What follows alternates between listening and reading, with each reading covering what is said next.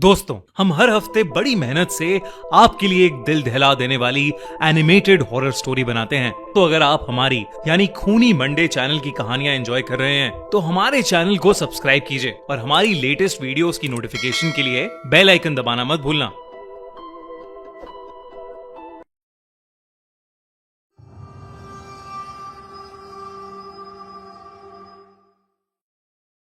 एक बुरा सपना, ये कहानी हमें हमारे एक सब्सक्राइबर ऋषा ने भेजी है और ये उसके साथ हुई एक सच्चे इंसिडेंट पर बेस्ड है। ऋचा, अर्चित और अंकित बहुत साल पहले एक आर्मी कंटोनमेंट एरिया में रहते थे और वहीं के एक आर्मी स्कूल में एक साथ पढ़ते थे।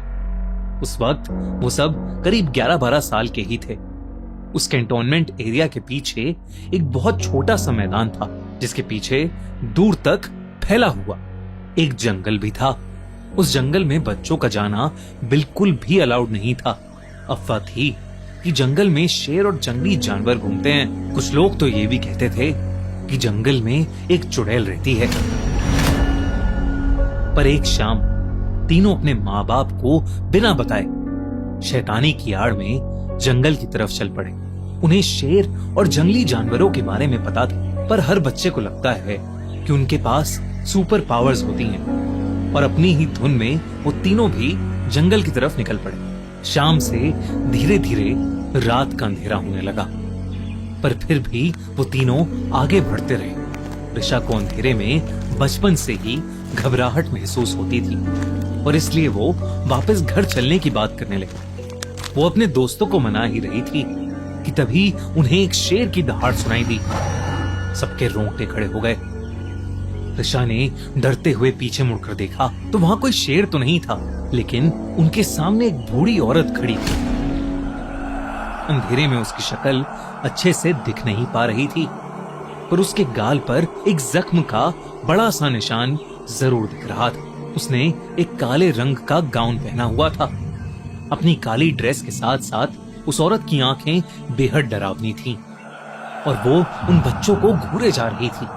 उसने सीधे मुंह से सब बच्चों को बोला कि ये जंगल उनके लिए नहीं है और वहां बस वो औरत और उसके पालतू जानवर रहते हैं। उसने उन बच्चों को वापस घर लौटने के लिए कहा और नसीहत दी कि वो कभी भी इस जंगल में ना आए।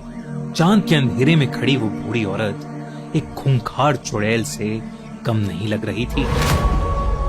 वो तीनों डरे सहमे से उस औरत की बातों को सुन ही रहे थे कि अचानक जंगल के हर कोने से जंगली जानवरों की चीखें आने लगी। ऐसा लग रहा था कि जैसे वो बूढ़ी औरत ही उन सबको कंट्रोल कर रही है।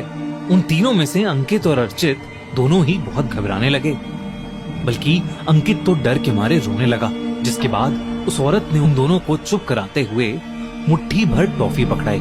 वैसे तो उन तीनों को पता था कि अजनबियों से कुछ नहीं लेना चाहिए, लेकिन उस भरे सन्नाटे में कोई भी उस डरावनी बूढ़ी औरत को इनकार नहीं कर पाया। उस बूढ़ी औरत ने अंकित और अर्चित को तो टॉफी दी, पर ऋषा को उनमें से एक भी टॉफी नहीं मिली। ऋषा ने देखा कि उस औरत के मुंह पर उसके लिए अजीब सा गुस्सा भरा था। वो सबको अपनी पैनी नजरों से देखे जा रही थी। इतने में वो तीनों वापस अपने घर की ओर जाने लगे। वो उस औरत के पास से गुजर ही रहे थे कि उस औरत ने अर्चित का हाथ पकड़ लिया। उसने तीनों की आंखों में देखा और बोली, आज भूल कर भी मत सोना। जंगल के अंधेरे में इन शब्दों ने ऋषा के अंदर एक दहशत पैदा कर दी थी। दोस्तों, रिसेंटली हमने छोरी 2 की कास्ट सोहा अली खान और नुसरत भरूचा के साथ एक बहुत ही अमेजिंग हॉरर पॉडकास्ट किया है। सोहा, नुसरत और फिल्म के डायरेक्टर विशाल ने अपनी रियल लाइफ एक्सपीरियंसेस की स्केरी स्टोरीज शेयर की हैं। बहुत मजेदार पॉडकास्ट है। तो अगर आपने वो पॉडकास्ट अभी तक नहीं देखा तो इस वीडियो के बाद जल्दी से जाओ और वो पॉडकास्ट देखो। पॉडकास्ट की लिंक पिन कमेंट में। अंकित ने जब डरते हुए उस बूढ़ी औरत से उसके ऐसा बोलने की वजह पूछी तो उस बूढ़ी औरत ने एक डरा देने वाली मुस्कान दी और फिर बोली, अगर तुम आज सोए तो तुम्हारे सारे डरावने सपने सच हो जाएंगे। ये कहकर उसने अर्चित का हाथ छोड़ दिया और वो तीनों पागल घोड़ों की तरह अपने घर को वापस भागने लगे। भागते हुए ऋषा को अपने पीछे जानवरों के भागने की आवाजें सुनाई दी। ऐसा लग रहा था कि उस औरत के पालतू जानवर उनके पीछे पीछे भाग रहे हैं। रिचा बस जल्द से जल्द अपने घर पहुंचना चाहती थी। तीनों जल्दी से अपने घर पहुंच गए और इस घटना को एक गलती समझकर भूल गए। रिचा का अगले दिन एग्जाम होने की वजह से वो अपने बिस्तर पर सोने चली गई, पर उस औरत की डरावनी आवाज, उसके मिट्टी वाले हाथ, बड़े बड़े नाखून और कटा हुआ गाल उसके दिमाग से निकल ही नहीं पा रहा था। जैसे कि उस बूढ़ी औरत ने कहा था। नींद आते ही रिचा को एक सपना आया, उसका सबसे डरावना सपना। सपने में जोरदार बारिश हो रही थी। रिचा एक गाड़ी में बैठकर अपने पेरेंट्स से दूर जा रही थी, जैसे शायद वो अब उनसे कभी नहीं मिल पाएगी। उसकी माँ लाल साड़ी में फूट फूट कर रो रही थी और उसके पापा शर्ट पैंट में खड़े थे, जिनकी भी आंखों से आंसू टपक रहे थे।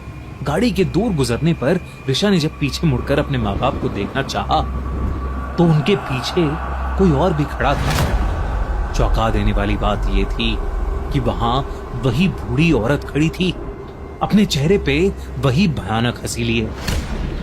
वो भी उसकी तरफ हाथ हिला रही थी।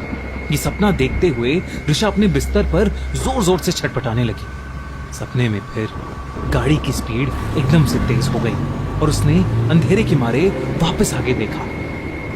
उसने देखा कि आगे की सीट पर उसके माँ बाप ही रोते हुए गाड़ी चला रहे हैं और उसके साइड में वही औरत बैठकर उसे अपनी डरावनी आंखों से घूर रही है।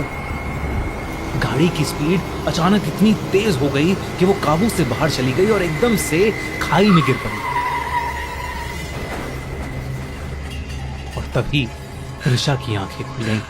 उसने इसे एक बुरा सपना सोचकर जाने दिया। रिचा ने उस दिन सोकर वाकई बहुत बड़ी गलती करी थी।